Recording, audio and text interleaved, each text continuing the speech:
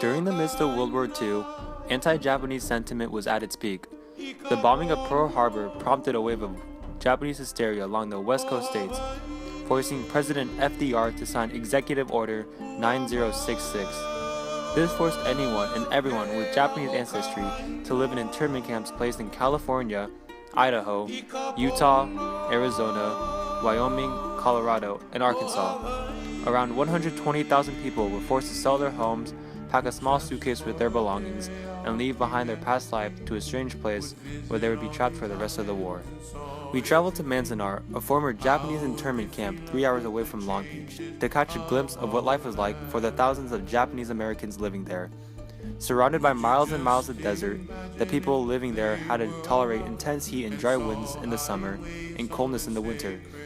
With nothing but a suitcase and their wits, they were forced to start a new life.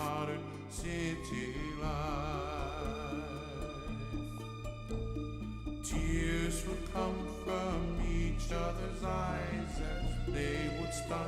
As you can see in the barracks, the Japanese people had to make do with cheap surroundings.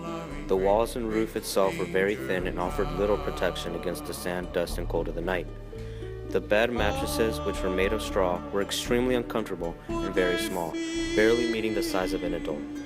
The rooms also offered no privacy and space whatsoever, as people literally had to hang clothes along the wall. Full name? Irene Furukawa. Hi, nice to meet you. First question. Being born here in Manzanar and having parents who lived here, what special meaning does this place have for you?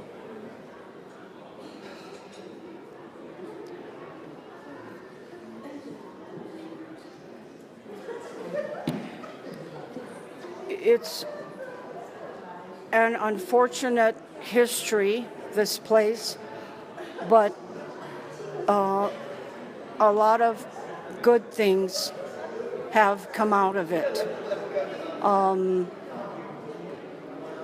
My parents became very good friends with their block manager, who was here in Manzanar with them.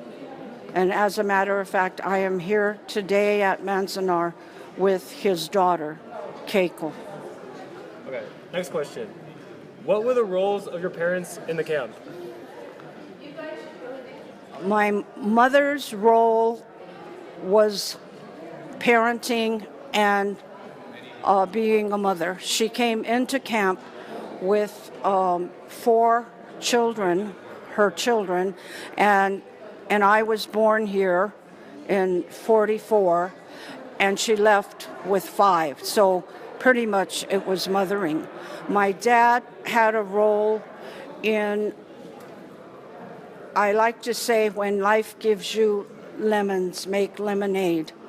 Part of that lemonade making was having a tennis club and tennis courts. My dad was a heavily coordinating leader in that. Next question. What are some stories that you've been told about here? My aunt told me stories. My uncle told me stories.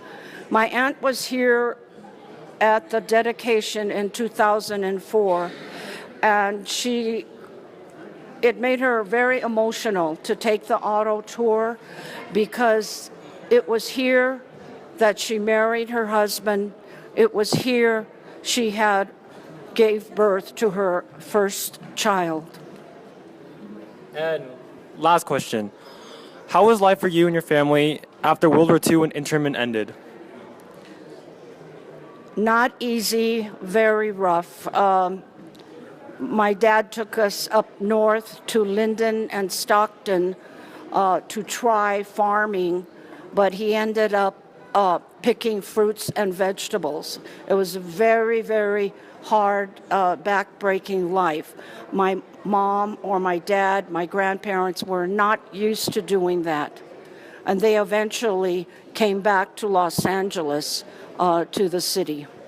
So, how do you feel about the restitution payments, and were they just in terms of paying back for the government interning people?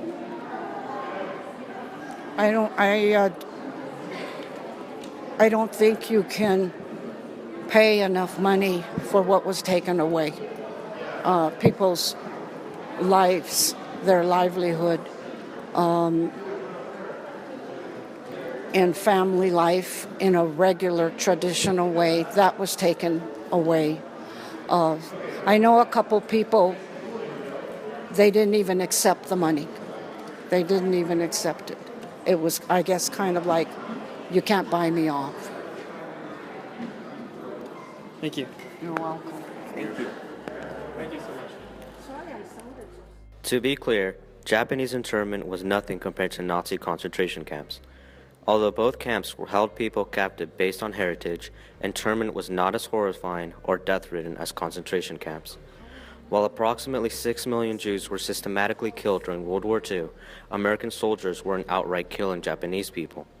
In the 10 internment camps throughout the U.S., only 1,862 captives died, with reasons mostly related to health issues and disease.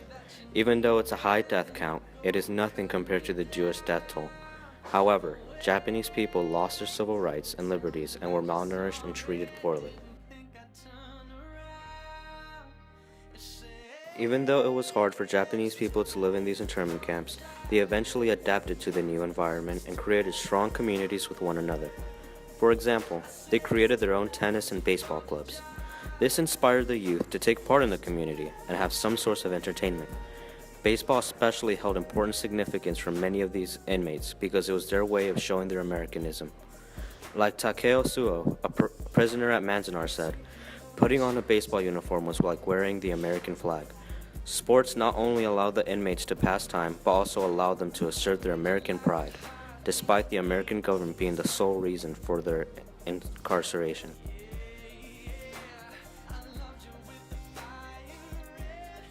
Although people were not allowed to leave the camps, many still did.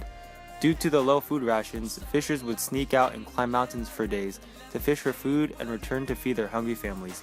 Even though the guards knew that they were sneaking out, they didn't stop them because they knew that they would always return. Even if people did try to leave the camp for good, there was nothing but desert terrain for miles and nowhere to escape to.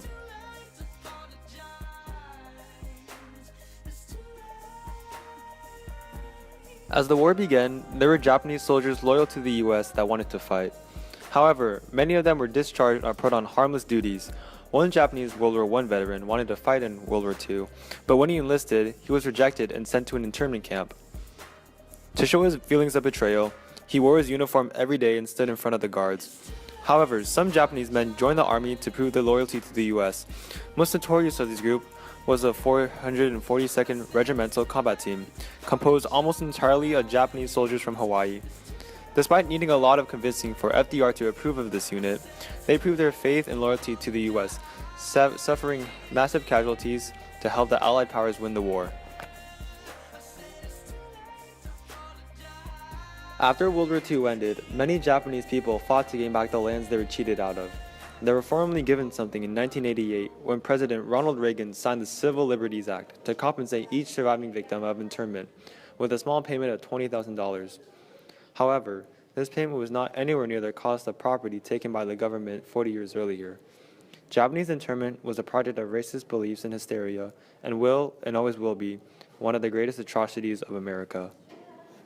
Thank you.